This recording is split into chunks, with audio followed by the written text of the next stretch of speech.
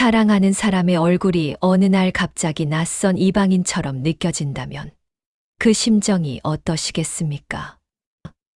조선 땅. 어느 깊은 산골, 나무꾼 만석은 오늘도 다 떨어진 저고리 소매를 만지며 험준한 산등성이를 올랐습니다.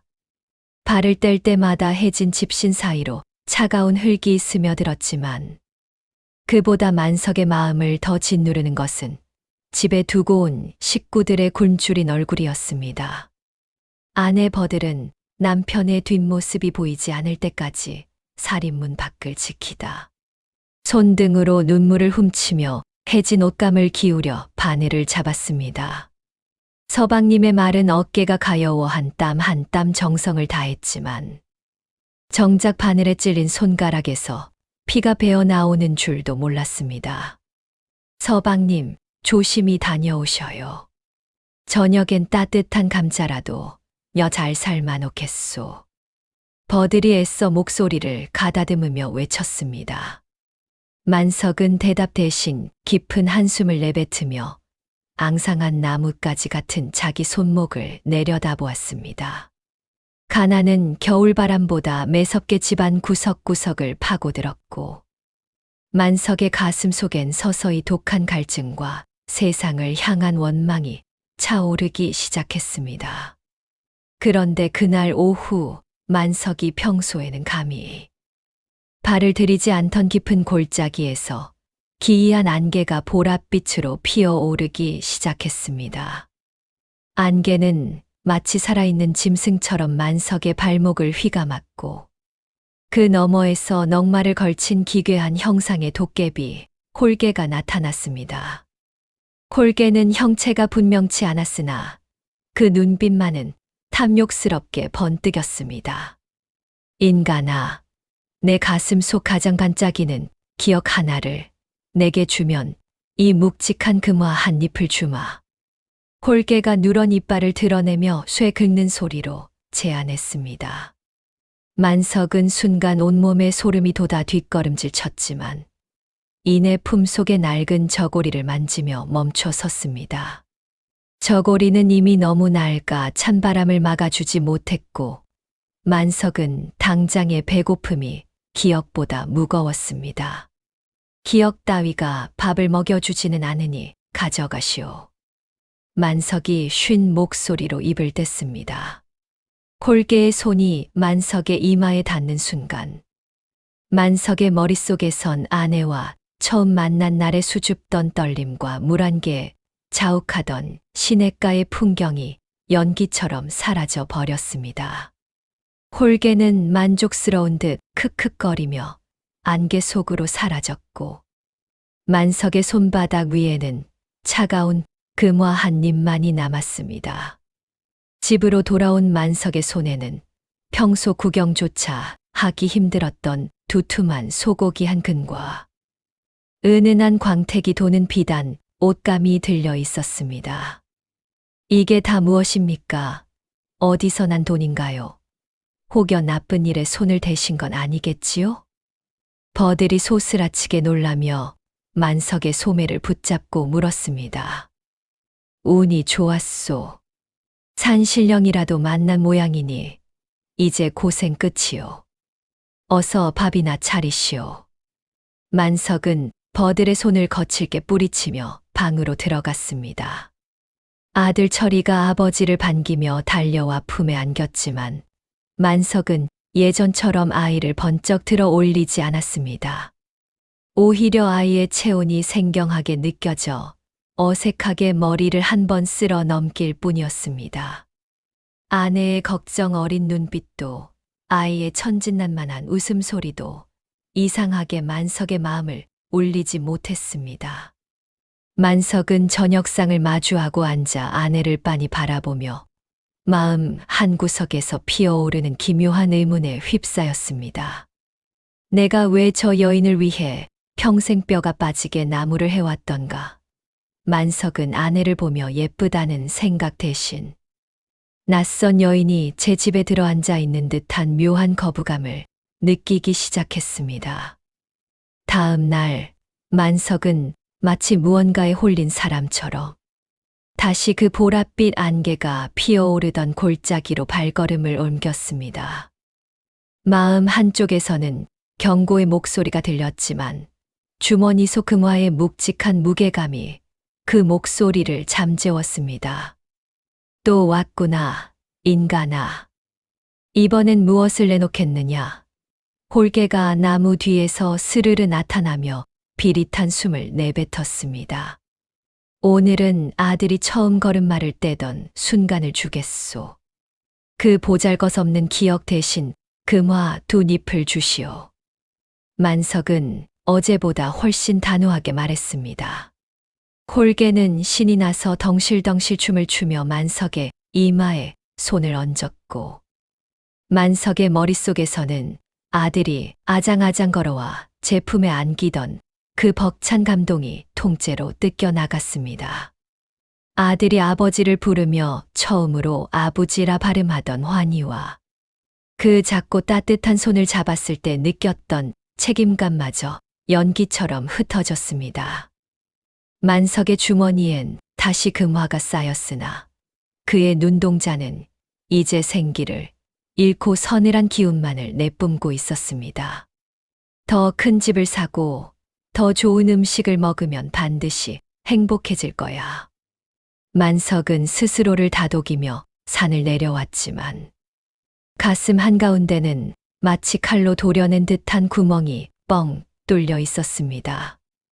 마을에서 가장 크고 화려한 기와집을 샀지만 그 드넓은 집 안에는 온기라고는 손톱만큼도 없었습니다. 만석은 이제 비단옷을 걸치고 고래등 같은 기와집 상좌에 앉아 있었으나 그의 눈은 늘 허공을 헤매고 있었습니다. 서방님, 요즘 왜 저를 보며 한 번도 웃어주지 않으시나요? 기름진 음식을 먹고 비단옷을 입어도 예전 산속 오두막에서 나물국 먹던 때보다 마음이 더 시립니다. 버들이 눈물을 훔치며 만석의 밥상 옆에서 조용히 물었습니다. 웃음이 밥을 먹여주오. 내 덕에 평생 구경도 못할 비단옷을 입었으면 감사히 여기고 조용히 사시오. 만석의 입에서 나온 말은 아내의 가슴에 얼음 송곳처럼 박혔습니다. 만석은 이제 아내와 함께 보낸 고통스럽지만 따뜻했던 시절의 기억을 거의 다 잃어버렸습니다. 방 안은 진귀한 가구들과 번쩍이는 보물들로 가득 찼지만 만석은 이유 모를 공허함에 시달리며 밤마다 헛것을 보듯 방 안을 서성였습니다. 문득 벽장 구석에 버려진 낡고 해진 저고리가 보였지만 그는 그것이 왜 자신의 집 한복판에 흉물처럼 남아있는지조차 기억해내지 못했습니다. 그저 먼지 낀 넝마라 생각하며 발로 차 구석으로 밀어버릴 뿐이었습니다. 만석은 채워지지 않는 갈증을 해소하려 다시 홀개를 찾았습니다. 이제 그에게 남은 것은 그리 많지 않았습니다. 더 큰 금괴를 원하오. 내게 남은 가장 귀한 기억을 가져가시오. 만석의 목소리에는 이제 일말의 망설임도 없었습니다. 홀개는 기괴한 춤을 추며 만석의 주위를 돌더니 그의 가슴 속 가장 깊은 곳에 자리 잡았던 사랑이라는 마지막 감정의 뿌리를 통째로 앗아갔습니다. 이제 만석에게 아내버들은 그저 집안일을 돕고 제 수발이나 드는 노비와 다를 바 없는 존재가 되어버렸습니다. 금화는 창고의 산더미처럼 쌓여 햇빛에 번쩍였지만 만석의 심장은 차가운 돌덩이처럼 완전히 굳어버렸습니다. 홀개는 안개 속으로 사라지며 마지막으로 기괴한 웃음을 터뜨렸습니다. 기억이 없는 인간은 영혼이 빠져나간 빈 껍데기에 불과하다는 걸 머지않아 뼈저리게 알게 될 것이다. 만석은 그 말을 코웃음 치며 넘겼지만 집으로 돌아오는 길은 그 어느 때보다 길고 어두웠으며 등 뒤로 소름 끼치는 한기가 끊임없이 몰려왔습니다. 집에 돌아온 만석의 눈에는 이제 마당에서 정성껏 빨래를 하던 버들이 그저 자신의 공간을 어지럽히는 불쾌한 불청객으로만 보였습니다. 누구신데 남의 집 마당에서 허락도 없이 얼쩡거리는 거요. 당장 내 집에서 나가시오. 만석의 서슬퍼런 고함의 버들은 방금 빤 빨래를 바닥에 떨어뜨린 채 멍하니 남편을 바라보았습니다. 서방님, 대체 무슨 말씀을 하시는 겁니까? 저예요. 당신의 아내 버들이란 말입니다. 우리 철이 압이 아니십니까? 버들이 절규하며 만석의 옷자락을 붙잡고 매달렸지만 만석의 눈에는 그저 보상을 노리고 달려드는 낯선 여인의 소란일 뿐이었습니다. 만석은 인상을 찌푸리며 하인들을 불러 모았습니다. 이 미친 여편네와 아이를 당장 대문 밖으로 내던져라. 다시는 내 눈앞에 띄지 않게 해라.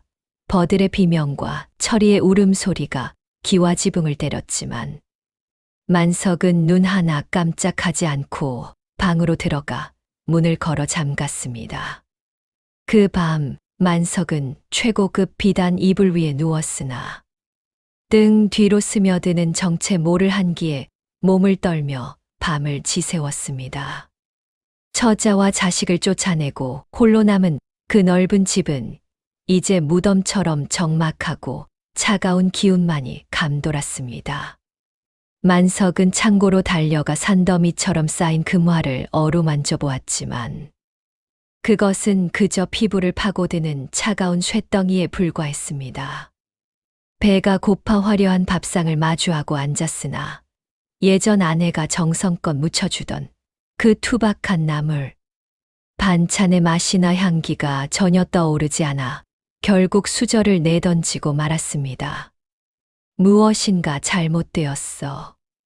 가슴이 너무나 시리고 아프다. 만석은 방 한 구석에서 하인들이 미처 치우지 못한 낡고 해진 저고리를 발견했습니다.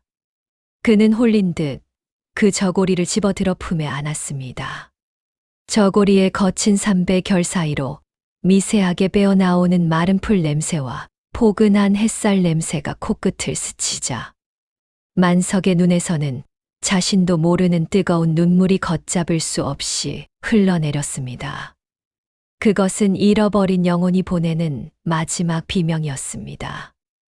만석은 미친 사람처럼 맨발로 집을 뛰쳐나와 다시 그 보랏빛 안개가 일렁이는 깊은 골짜기로 달려갔습니다. 가시덩굴에 옷이 찢기고 발등에 피가 맺혔으나 그는 멈추지 않았습니다. 홀개야, 이 요물아 당장 나타나거라. 내 기억을 돌려다오. 이 천한 금화들을 다 가져가도 좋으니 제발 내 아내와 자식의 얼굴을 돌려다오. 만석이 절규하자 안개 속에서 홀개가 비죽이 얼굴을 내밀었습니다. 홀개는 만석의 비참한 몰골을 구경하며 차갑게 비웃었습니다. 인간아, 이미 거래는 끝났다. 쏟아진 물은 주워 담을 수 없고 한 번 먹어치운 기억은 내 뱃속에서 이미 녹아 없어진 법이지. 만석은 무릎을 꿇고 차가운 흙바닥을 손톱이 빠지도록 긁으며 통곡했습니다. 돈이 없어도 좋으니, 아니 내 목숨을 가져가도 좋으니 그 사람의 이름만이라도 그 따뜻했던 손길의 기억만이라도 다시 가슴에 새기게 해주시오. 홀개는 만석의 처절한 후회를 한참 동안 지켜보더니 혓바닥을 낼름거렸습니다. 단 하나, 내가 현재 가장 소중히 여기는 그 탐욕의 껍데기를 스스로 태워버린다면 꺼져가는 불씨 같은 길은 열릴 수도 있겠지. 홀개의 말이 끝나자마자 만석은 뒤도 돌아보지 않고 자신의 기와집으로 달려갔습니다. 그는 광에 가득 쌓인 쌀가마니와 창고에 넘쳐나는 비단 상자들 위에 스스로 횃불을 던졌습니다. 불길은 순식간에 탐욕의 상징이었던 기와집을 집어삼켰고 마을 사람들은 미쳐버린 만석을 보며 혀를 찼습니다. 화염 속에서 만석은 오직 품속에 넣은 그 낡은 저고리. 하나만을 필사적으로 움켜쥐고 불붙은 집을 빠져나왔습니다. 다 필요 없다. 이것만 있으면 된다. 만석은 검게 그을린 얼굴로 오직 아내와 아들의 흔적을 찾아 시장터와 거리를 헤매기 시작했습니다. 하지만 기억의 조각들은 여전히 돌아오지 않았고 만석은 자신이 내쫓은 가족이 어디로 갔는지조차 몰라 절망에 빠졌습니다. 차가운 겨울비가 쏟아지기 시작했고 만석은 텅 빈 가슴을 부여잡고 빗물 섞인 진흙탕 속에서 쓰러질 듯 걸음을 옮겼습니다. 그런데 그 순간 저 멀리 다리 밑에서 미세한 흐느낌 소리가 만석의 귀를 때렸습니다. 만석은 다리 밑 차가운 흙바닥 위에서 서로의 체온에 의지에 떨고 있는 어린아이와 여인을 발견했습니다. 그들은 만석이 내쫓았던 아내 버들과 아들 철이었습니다. 비바람을 피할 곳조차 없어 온몸이 젖은 채로 웅크리고 있는 그들의 모습은 만석의 가슴을 난도질했습니다. 아버지, 아들 철이가 빗소리를 뚫고 달려와 진흙투성이가 된 만석의 다리를 꽉 붙잡았습니다. 만석은 아이의 얼굴을 내려다보았지만 여전히 가슴 속의 기억은 안개에 가린 듯 희미하기만 했습니다. 이 아이가 정말 내 핏줄인가 하는 의구심이 스칠 찰나 아내 버들이 비틀거리며 다가와 자신의 어깨에 두르고 있던 젖은 저고리를 벗어 만석의 어깨에 조심스레 덮어주었습니다. 이 미련한 사람아, 왜 이제야 오셨습니까?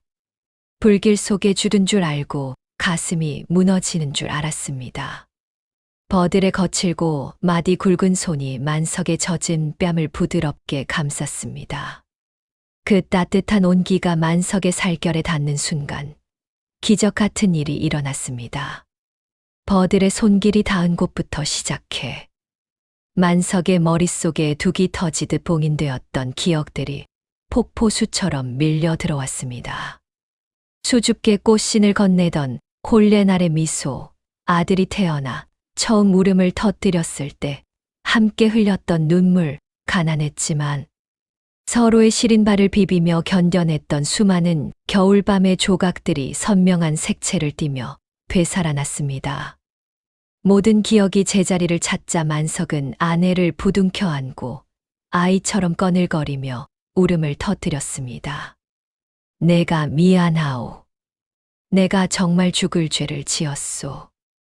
금화의 눈이 멀어 내 영혼을 바라꾸려. 만석은 품 안에서 불길 속에서도 필사적으로 지켜냈던 버들이 기워준 그 낡은 저고리를 꺼냈습니다. 비록 금화는 단 한 푼도 남지 않았고 집은 잿더미가 되었지만 만석의 가슴은 그 어떤 황금보다 뜨겁고 풍요로운 사랑의 온기로 가득 찼습니다. 세 사람은 쏟아지는 빗줄기 속에서도 서로를 놓치지 않으려는 듯 굳게 맞잡은 손을 놓지 않았습니다.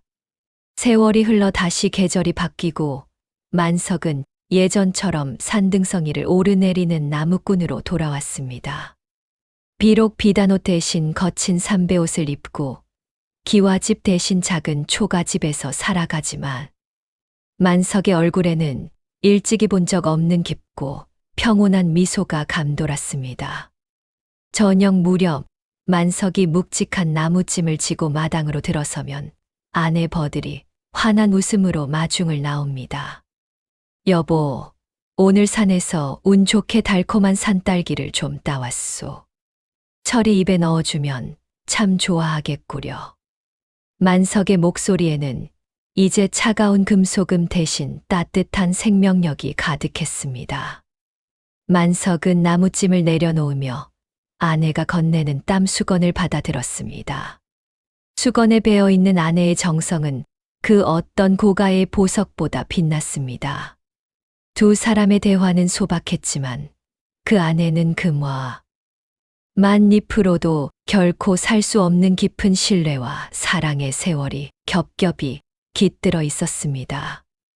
만석은 매일 저녁 방벽에 걸린 그 낡고 불탄 자국이 남은 저고리를 보며 과거의 탐욕을 경계하고 현재의 소박한 행복을 축복했습니다.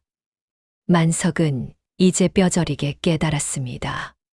진정한 부는 곳간에 가득 쌓인 곡식이나 주머니 속에서 소리내는 금화가 아니라 사랑하는 이의 눈동자 속에 비친 자신의 온전하고 따뜻한 모습이라는 것을 말입니다.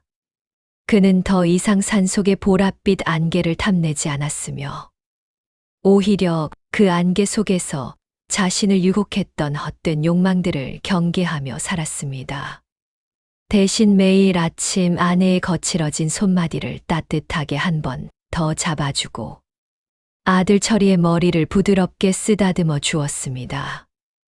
아들 철이는 아버지를 닮아 정직하고 씩씩한 소년으로 자라났고 만석은 아이에게 기억 하나하나가 얼마나 소중한 인생의 보물인지 사람이 사람답게 살게 하는 것은 금전이 아닌 가슴 속의 추억임을 몸소 가르쳤습니다. 마을 사람들은 한때 광기에 휩싸였던 만석이 어떻게 저토록 자애롭고 행복한 가장이 되었는지 경이롭게 바라보았지만 만석은 그저 말없이 아내의 저고리 소매를 정성껏 여며줄 뿐이었습니다. 저무는 붉은 노을이 온 산을 황금빛으로 물들이는 시간. 만석의 가족이 툇마루에 옹기종기 앉아 서로의 어깨에 기댄 채 먼 산을 바라봅니다. 산들바람이 불어올 때마다 마당과 빨랫줄에 널어둔 낡은 저고리가 마치 이 가족을 수호하는 신성한 깃발처럼 평화롭고 힘차게 펄럭입니다. 만석은 가슴 속에 새겨진 수많은 기억들이야말로 그 어떤 불길에도 타지 않고 그 어떤 도깨비도 빼앗아갈 수 없는 유일하고도 영원한 영혼의 보물임을 매 순간 확신했습니다. 그는 이제 화려한 비단옷보다 땀과 눈물, 그리고 삶의 애환이 배어있는 이 낡은 삼배 저고리가 세상 그 무엇보다 포근하고 든든하게 느껴졌습니다. 만석의 손바닥에 박힌 굳은 살은 이제 고통의 흔적이 아닌 가족을 사랑하고 지켜낸 숭고한 훈장이 되었습니다. 그의 영혼은 이제 쇳덩이의 무게에서 벗어나 노을 빛을 타고 흐르는 바람처럼 가볍고 자유로웠습니다. 여러분은 오늘 하루 곁에 있는 소중한 사람과 어떤 따뜻한 기억에 조각을 쌓으셨습니까? 혹시 우리도 만석처럼 눈앞의 작은 이익과 헛된 욕망을 쫓느라 정작 가슴 속 가장 귀한 영혼의 보물을 잊고 살지는 않으신지요? 만석처럼 모든 것을 잿더미로 만들고 나서야 뒤늦게 후회하기보다 지금 당장 곁에 있는 이의 거친 손을 한번 꽉 잡아보시는 건 어떨까요? 그 작은 온기가 우리 삶을 가장 풍요롭게 만드는 진짜 금화일지도 모릅니다. 오늘 이야기가 여러분의 얼어붙은 마음 한구석에 작은 화로 같은 온기가 되었기를 진심으로 바랍니다. 이야기가 마음에 닿으셨다면 구독과 좋아요로 우리 주변의 따뜻한 사랑의 기억을 널리 나누어 주시기 바랍니다. 긴 시간 시청해 주셔서 감사합니다.